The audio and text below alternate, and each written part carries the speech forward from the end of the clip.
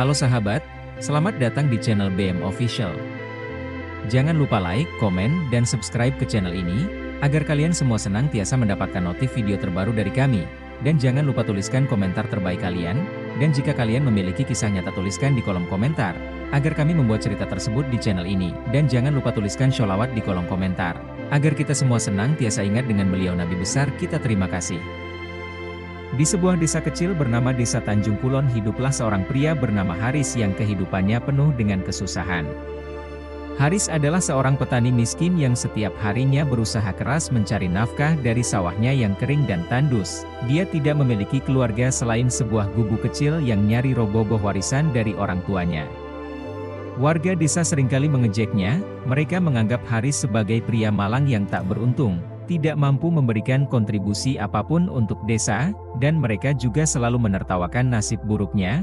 Apa kau pikir dengan tanah seperti itu kau bisa menumbuhkan sesuatu? Haris, kau tidak lebih dari beban desa. Ini ejek salah satu tetangga bernama Tarjo. Haris hanya diam tidak membalas kata-kata mereka. Hatinya sakit, tapi dia tidak punya pilihan selain menerima nasibnya. Setiap hari Haris berjuang mengerjakan sawahnya yang tidak memberikan hasil apapun. Dia seringkali merasa putus asa dan bertanya pada dirinya sendiri apakah dia bisa bertahan hidup lebih lama lagi. Suatu malam ketika rasa putus asa mencapai puncaknya, Haris memutuskan untuk berjalan ke hutan di pinggir desa, berharap dia bisa menemukan sesuatu yang bisa membantunya. Hutan itu terkenal sebagai tempat terlarang penuh dengan makhluk gaib yang konon bisa memberikan berkah atau kutukan. Ketika Haris melangkah semakin dalam ke dalam hutan, dia menemukan sebuah gua besar yang tersembunyi di antara pepohonan rimbun. Di dalam gua itu dia mendengar suara desisan aneh, dan tiba-tiba muncul seekor ular raksasa jauh lebih besar dari apapun yang pernah dilihatnya. Ular itu memiliki sisik hitam mengkilap, dan matanya bersinar merah menyala di kegelapan. "Kau siapa?" tanya Haris suara gemetar. Ular itu mengangkat kepalanya tinggi dan berbicara dengan suara yang menggelegar. "Aku adalah penguasa hutan ini. Dan aku tahu apa yang kau cari, manusia miskin. Kau menginginkan kekayaan bukan?" Haris mengangguk tanpa berpikir panjang. Dia tidak peduli apapun selain mengakhiri kemiskinannya dan menghentikan ejekan tetangganya. Ular itu melanjutkan, "Aku bisa memberimu kekayaan yang tak terhingga, tapi ada syaratnya. Setiap tahun kau harus memberikan tumbal. Jika kau gagal kau akan kehilangan segalanya termasuk nyawamu." Haris yang putus asa langsung menyetujui tawaran itu tanpa memikirkan konsekuensinya. "Aku setuju, tanpa kau minta aku akan lakukan." Ular itu mendesis pelan seolah-olah tersenyum. "Bagus, pulanglah dan kau akan melihat kekayaan datang padamu, tapi ingat setiap tahun satu nyawa harus kau berikan sebagai gantinya." Keesokan harinya harus pulang ke desanya dengan perasaan campur aduk. Awalnya dia tidak yakin apakah perjanjian dengan ular raksasa itu nyata atau hanya mimpi. Namun begitu dia tiba di rumah, sesuatu yang mengejutkan menantinya di depan gubuknya yang reot. Tiba-tiba muncul setumpuk emas permata dan perhiasan. Tanahnya yang tandus sekarang dipenuhi tanaman yang tumbuh subur. Haris tidak percaya dengan apa yang dilihatnya. Dia telah menjadi orang kaya dalam semalam. Warga desa yang dulu mengejeknya mulai terkejut melihat perubahan hidup Haris. Mereka tidak lagi menertawakannya. Bahkan mereka iri dan penasaran bagaimana bisa Haris yang dulu miskin kini mendadak kaya raya. Bagaimana mungkin tanahnya tiba-tiba subur seperti ini? Lihat, dia bahkan punya emas. Gumam salah seorang tetangganya Sumardi, tapi Haris tidak peduli. Dia sibuk menikmati kekayaannya. Dia membangun rumah besar di tengah desa, membeli tanah ternak dan segala sesuatu yang diinginkannya. Semua orang sekarang menghormati dan mengaguminya. Tapi Haris tidak melupakan perjanjian yang dia buat dengan ular raksasa. Dia tahu bahwa waktunya untuk memberikan tumbal akan segera tiba. 1 tahun berlalu dengan cepat dan kekayaan Haris semakin bertambah. Namun saat peringatan setahun dari perjanjiannya dengan ular raksasa semakin dekat, dia mulai merasa gelisah.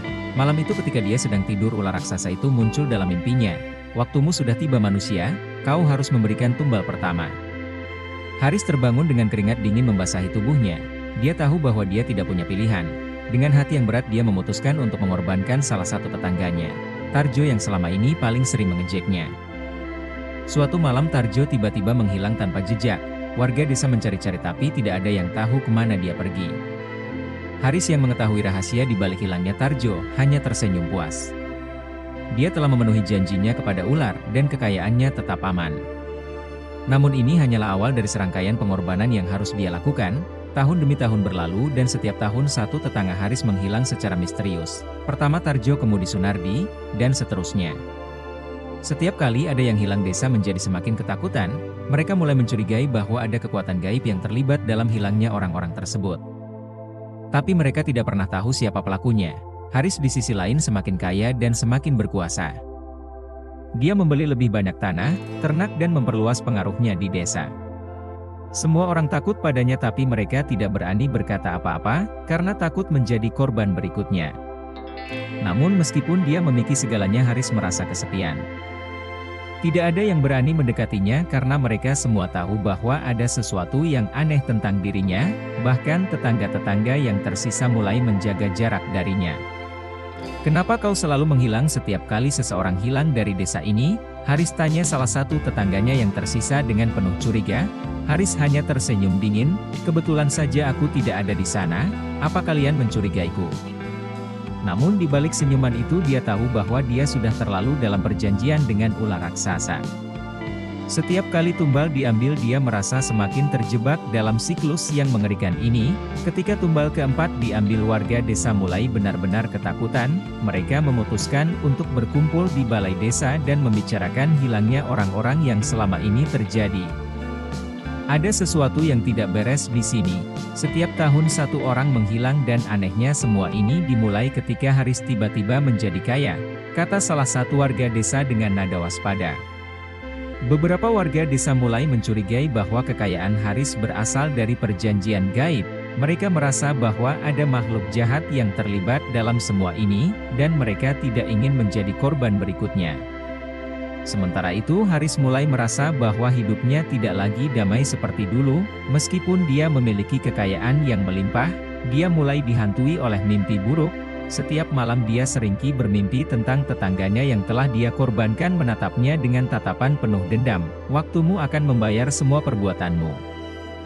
Suara-suara itu terus bergema di dalam mimpinya membuatnya terbangun setiap malam dengan ketakutan. Suatu hari seorang dukun dari desa sebelah datang berkunjung ke desa Rimba. Dia mendengar cerita tentang hilangnya orang-orang dan kekayaan Haris yang mendadak. Dukun itu memiliki kemampuan untuk melihat hal-hal yang tidak bisa dilihat oleh orang biasa. Setelah melakukan penyelidikan, dukun itu mengumpulkan warga desa dan mengungkapkan apa yang telah dia temukan. Haris telah melakukan perjanjian dengan makhluk gaib. Setiap kekayaannya berasal dari tumbal nyawa manusia. Dukun itu melanjutkan, "Jika kita tidak menghentikannya, dia akan terus mengambil nyawa setiap tahun. Kekayaannya berasal dari darah dan nyawa kalian." Warga desa terkejut mendengar penjelasan sang dukun. Mereka kini sadar bahwa setiap orang yang menghilang selama ini adalah korban dari perjanjian terkutuk yang dilakukan oleh Haris dengan makhluk gaib. "Kita harus menghentikan Haris sebelum lebih banyak dari kita menjadi korban," seru salah satu warga dengan suara penuh amarah. Mereka berkumpul dan merencanakan cara untuk menghadapi Haris dan menghentikan kutukan yang menimpa desa mereka. Haris yang sudah merasakan kecurigaan dan kemarahan warga desa mencoba melarikan diri dari desanya. Namun sebelum dia sempat melakukannya, sekelompok warga desa yang marah datang ke rumahnya dengan obor dan senjata di tangan mereka. Mereka telah kehilangan terlalu banyak orang yang mereka cintai dan mereka tidak akan membiarkan Haris lolos begitu saja. "Kau adalah penyebab semua ini," teriak salah seorang warga desa. "Kau telah mengorbankan tetangga-tetanggamu demi kekayaan." Haris berusaha membela, "Aku hanya ingin keluar dari kemiskinan. Aku tak punya pilihan lain." Namun desa tidak ingin mendengar alasan apapun. Mereka sudah memutuskan bahwa Haris harus pergi dari desa mereka. Dukun yang telah membongkar rahasia Haris turut memimpin pengusiran itu. "Kau telah membuat perjanjian dengan makhluk kegelapan. Dan sekarang kau harus menanggung akibatnya," kata dukun itu dengan tegas. "Jika kau tetap tinggal di sini, kutukanmu akan semakin besar dan semakin banyak nyawa yang harus dikorbankan." Haris hanya bisa pasrah. Dia tahu bahwa ini adalah akhir dari segalanya. Dengan rasa takut dan malu dia meninggalkan desa dengan kekayaan yang pernah menjadi impiannya.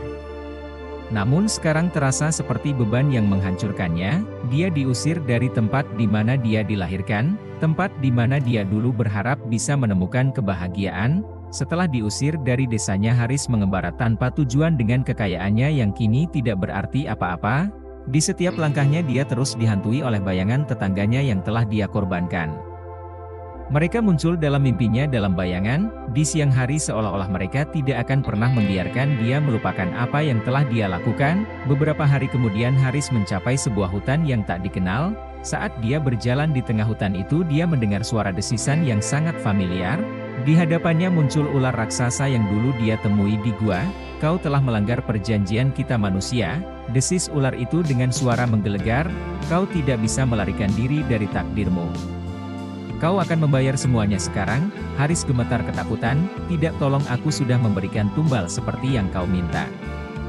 Aku telah kehilangan segalanya." Ular itu tersenyum jahat, "Keserakahanmu telah membawamu pada akhir yang tak terelakkan. Kau akan merasakan apa yang mereka rasakan, yang kau korbankan." Sekejap ular itu melilit tubuh Haris dengan kuat. Haris berteriak. Namun tidak ada seorang pun yang mendengarnya. Tubuhnya perlahan terhisap oleh ular itu, menjadi bagian dari kegelapan yang tak berujung.